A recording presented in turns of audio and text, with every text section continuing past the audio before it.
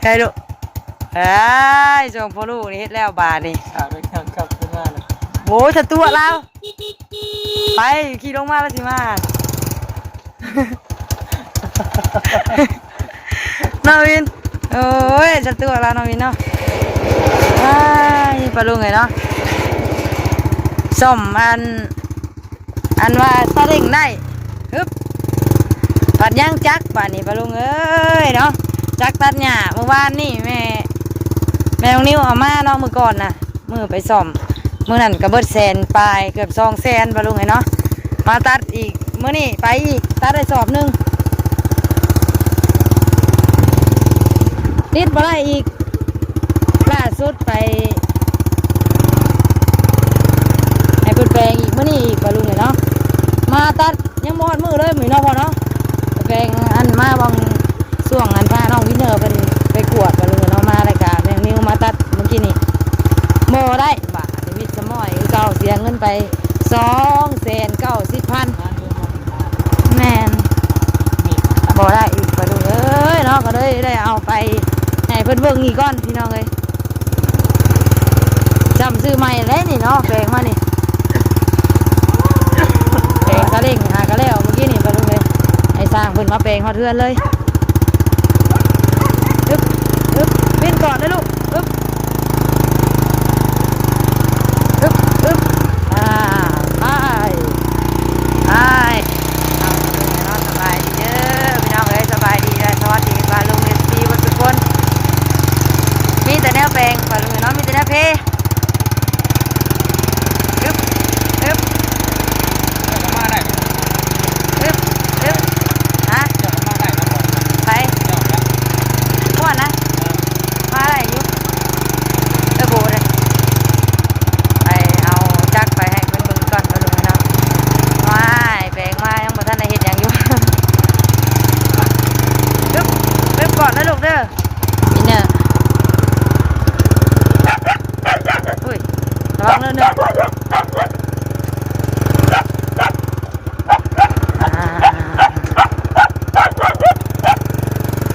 อุ้ยอึ๊บอึ๊บโอ้ยอึ๊บโอ้พากันไปได้ตะลุกกันนี่เนาะทดสอบได้พอ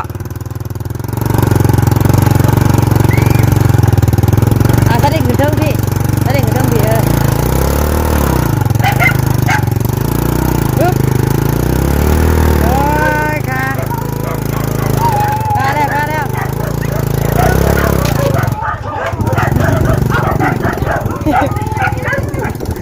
แล้วขาแล้วเกือบบ่รอดเกือบบ่รอดพี่น้องเอ้ย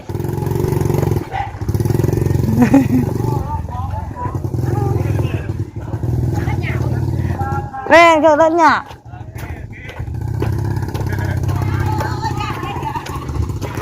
โอ้วินเนอร์เจอผู้สาวแล้ววินเป็นตุ้มไหมดอก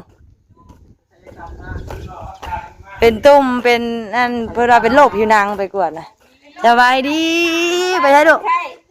นุ้ยเด็กสิออกยังมื้อนี่อยากมือมาซื้อยางอันนี้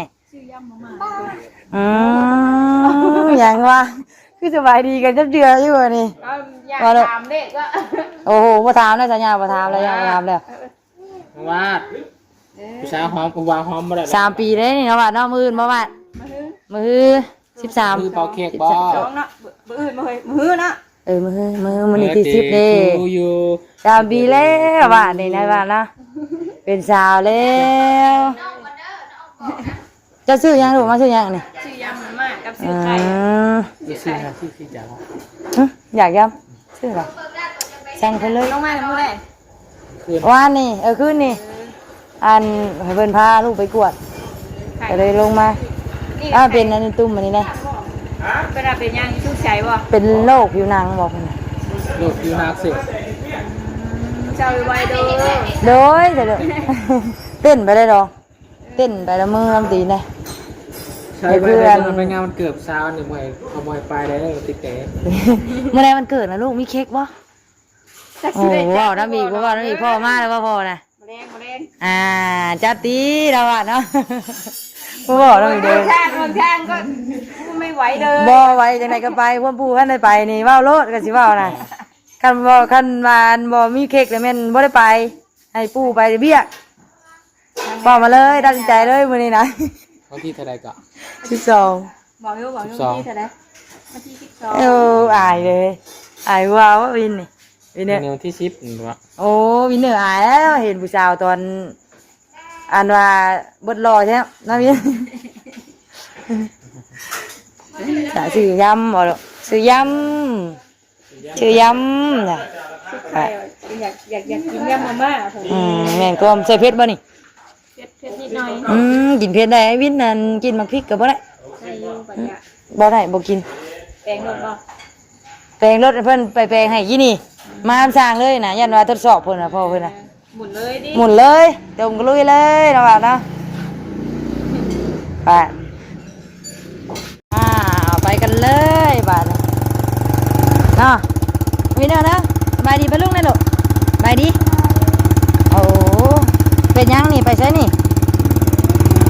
ไปเฮเจอรินอาจักไปแปลงลูกโดยจักไปแปลงก่อนเพลงอีกแล้ว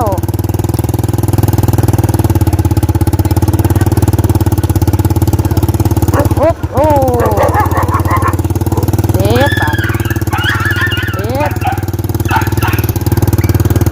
กันเลย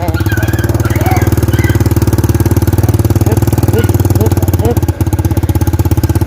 แมนเลข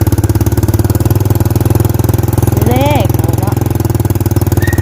เลยไว้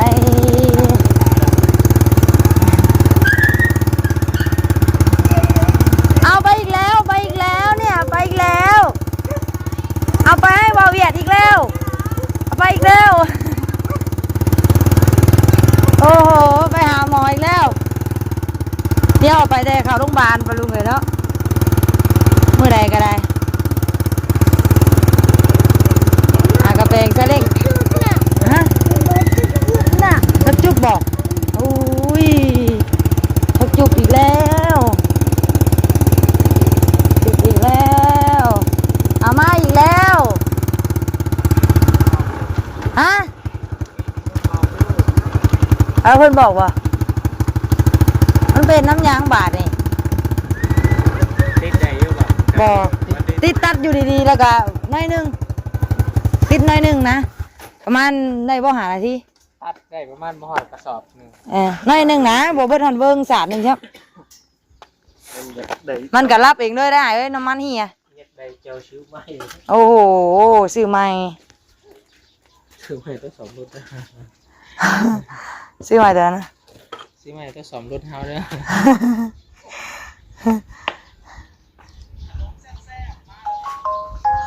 แต่กับเจ้าไอ้ซื้อใหม่ได้สิได้อันหนึงก็ได้ไอ้นี่ มันลุกเลย มันรุดบ่เฮาตัดอยู่ดีๆมันก็หมอดด้วยได้ แหงโคตรดึงแหง บ่อันตัดอยู่ดีๆได้ มันแล้วบอกแล้วก็ต้องดู เนาะยาละบาดนี่ให้เพิ่นเบิ่งอีกก่อน พอเป็นดูแค่ดูเห็ดเดินเขายืน อืม หัวอยู่ตรงแล้วก็เขายืนดิอยู่ตลาดดูเห็ดแล้วก็ยับไปอีกดิ ฮ่า หัวอยู่ตรง แต่ต้องบ่เนาะ อืม เดี๋ยวเบิ่งน้ำอ้ายเด้อ กันว่ามันน่าก็เป็นหยังบัดนี้ บ่ได้จังว่ากันใหม่ มีแต่เราสิเอาใส่อีกเนี่ย โปนแล้วรถ ฮะโอ้แม่นน้ำมันคักเลยมวยไปตัด2 บาทตายเจ้า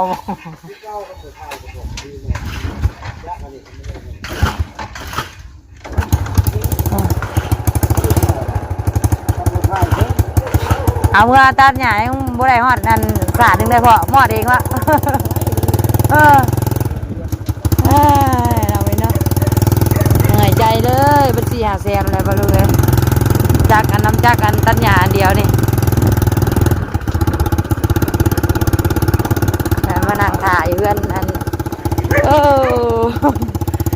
มานั่งถ่ายขึ้นป้าก่อนมาดูกันเท่าถ่ายเบิ่งก่อนว่าเป็นอะไรอยู่ๆกันเนี่ยเป็นจักรยาแล้วเป็นคนยาเด้อเด้อเด้อเด้อเด้อเออเด้อเด้อว้าวว้าวว้าวเฮ้ยเฮ้ยเฮ้ยเฮ้ยเรียบร้อยถ้าเด็กหากระเปงไม่ไม่ถ้าเด็กหากระโปรงไม่ไม่ฮึบฮึบนี่ลงนู่นแหละแม่โอ้โหโบยอม อาวุธไปแล้วอาวุธอาวุธ โบยอมป้าจับอีกเลยปลาปิ้งปลาไว้ถ่ายอีกอันนี้โอ้โห ว่าสิกินกับผสมตามโดย กูจักแท้วะ เห็นว่าโอ้สงสัยซื้อมาแล้วอ่ะ ได้กินวะได้กินวะ ไปกินแล้ว ได้กิน ตาตีตาตี ไปดี สบายดี มันยังไงสบายดี สบายดีทุกคน พี่แจ๊คพี่แจ๊ค ตามพี่แซดเอาไปอะไรนั่นเอาเครื่องจักรไปเข้าห้องหมออีกแล้วขอมือหนึ่ง วันนี้มึงมาหุงกันงาม อุ้ยให้อันแม่น้ำจุกตำเลยสบายดี ว่ามืออื่นจะตำได้เคยคำเลย เอา อ้าวมีเดเขาได้มาแล้ว ได้มาแล้ว ได้มาเลยโอ้ที่ว่าเห็นรอบตาม ซองสีกรอบกับแซมเนาะ ก็เรื่องเงินหาบักหน้าก็เติมมาให้ถุงมากระทันเลย เฮ้ย ที่ว่าเป็นหน้าของ บัตรอยู่บ่ตังอันนี้น่ะ ปัดแล้วโอ้ผลิตโชว์เกิดใหม่ อยู่กับเพื่อน เฮ้ย เฮ้ยโอ้ป้าอย่ามาเลยป้าอย่ามาเลยป้าป้าไม่ให้บ่